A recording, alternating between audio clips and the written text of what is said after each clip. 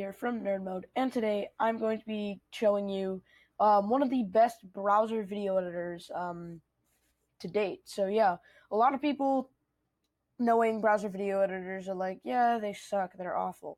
Well, today I'm going to show you one of the best ones, in my opinion, and one that not many people know about either. So this could be exclusive discovery. So yeah. So I'm going to show you how to get to it. So if you go into the Chrome browser, this is what you're going to do. So I've actually set up two different ways. One easy way and one harder way. So here is the easy way. So I set up actually a bit.ly link. Just go to bit.ly/nerdmode. Exactly spelled like that. And when you hit enter, it'll bring you to the video editor. Now, the other way you can do it, if you don't want to do the easy way and you want to be cooler, just go to panzoid.com, and then you can click video editor over here. And it's still the same way to get there. It's just one is easier for people who don't know computers as well. So, yeah.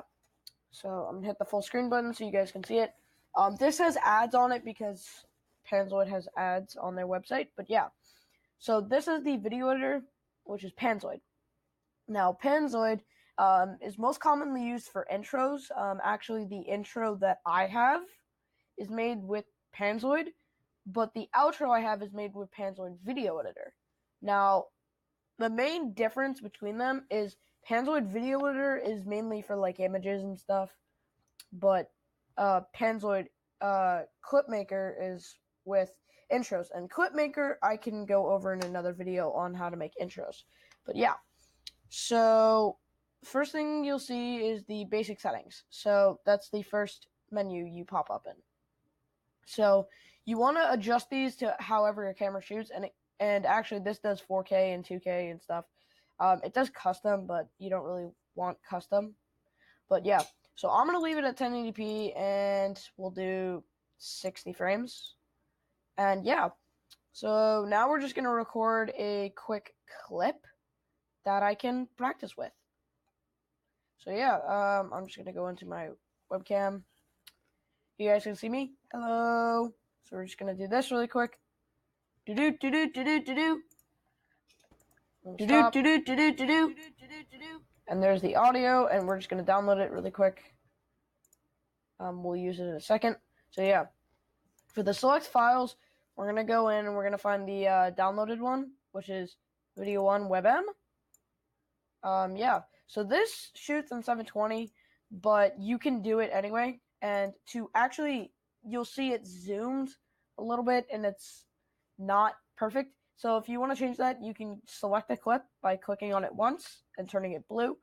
And then you hit the Edit Clips tab, the little pencil, and then you can either size it yourself, which will take too much time. So I'll just change the dimensions. Oh, whoops. I hit X by accident. So 1920 by 1080 is the dimensions for the highest quality. And if you're not going to remember that, then if you go into basic settings, this is the dimensions right here, 1920 by 1080. All the dimensions for the different ones. So I'm going to leave it at 1080. Frame rate I left at 60, by the way. I didn't mention that. So yeah, this is now here. So the other things you need to know about this is with many video editors, you have a delete clip and cut clip button. So yeah, this is the menu over here. For play, it's space on the keyboard. For split clips, it is C on the keyboard. And delete clips is delete. Now, some Chromebooks actually have the delete button. Others don't. So for ones who don't have the delete button on Chromebook, the command that is the exact same as that is Alt backspace. So, yeah. So, like, what I do is I usually take the mouse and I drag through the timeline to when I start the action. I cut to when I finish the action, which is right about there. So, I'll use Alt backspace. And I will use Alt backspace again. This does work, though. So, just drag this to the front of the timeline. And, yeah.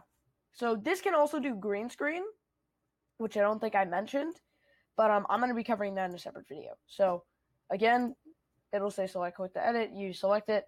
You can change the volume here. We'll leave the volume. And this is the effects tab where actually you can do green screen. But we're not going to do green screen with it. So yeah, we're going to find some distorting and framing and stuff. So let's see, what am I going to do here? We'll do fisheye, which kind of zooms in on the image. Add effect, we'll RGB shift, which kind of makes it glitchy, which is kind of cool. So if you want to add a little bit of a glitchy effect, that's cool.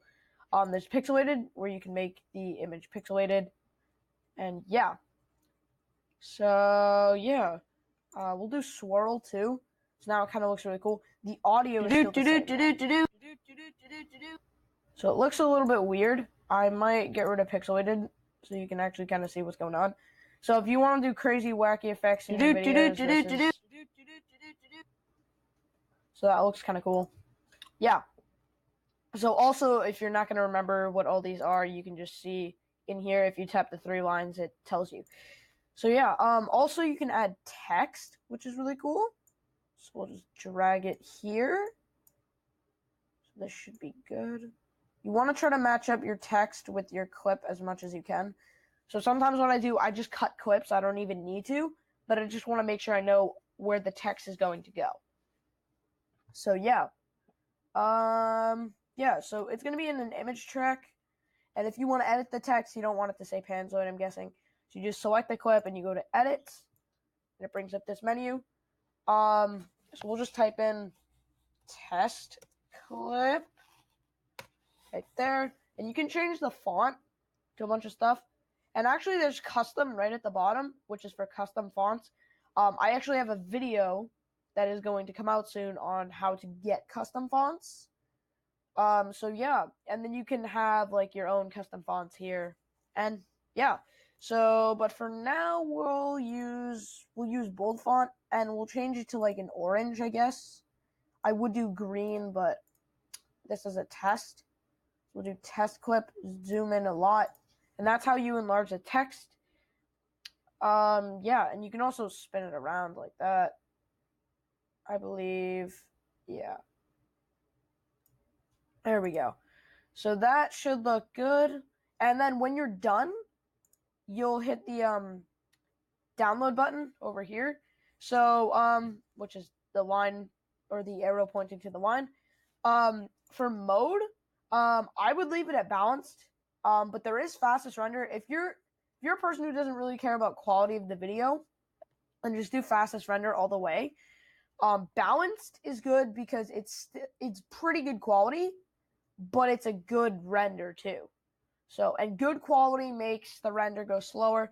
The better the quality, the slower the render, but I think you would want the best quality possible.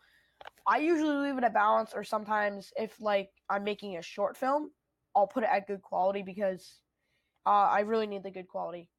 And yeah, so I'm going to leave it at balance because this is like a YouTube video. For format, okay, there are 2 different formats. They're MKV and WebM.